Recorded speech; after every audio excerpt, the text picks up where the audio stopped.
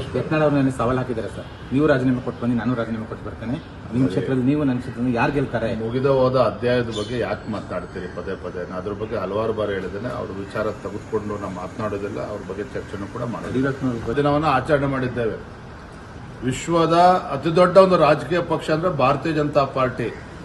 ಅಸ್ತಿತ್ವದ ಪ್ರಶ್ನೆ ಕಾಡ್ತಾ ಇರ್ತಕ್ಕಂಥದ್ದು ಕಾಂಗ್ರೆಸ್ ಪಕ್ಷಕ್ಕೆ.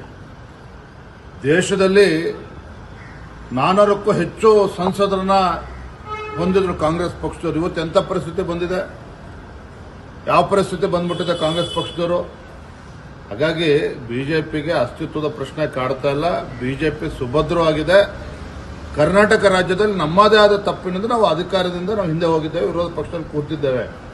ಅದರ ಅರ್ಥ ಅಧಿಕಾರದಲ್ಲೇ ಇರಬೇಕು ಅಂತಲ್ಲ, ವಿರೋಧ ಪಕ್ಷದಲ್ಲಿದ್ದಾಗ ನಾವು ಹೋರಾಟ ಮಾಡಬೇಕಂತ ನಮ್ಮ ಕರ್ತವ್ಯ ಇದೆ. ಅದನ್ನು ನಾವು ಮಾಡ್ತಾ ಇದ್ವಿ. ಅಸ್ತಿತ್ವಕ್ಕಲ್ಲ, ಬಿಜೆಪಿ ಶಕ್ತಿತ್ವವಾಗಿದೆ.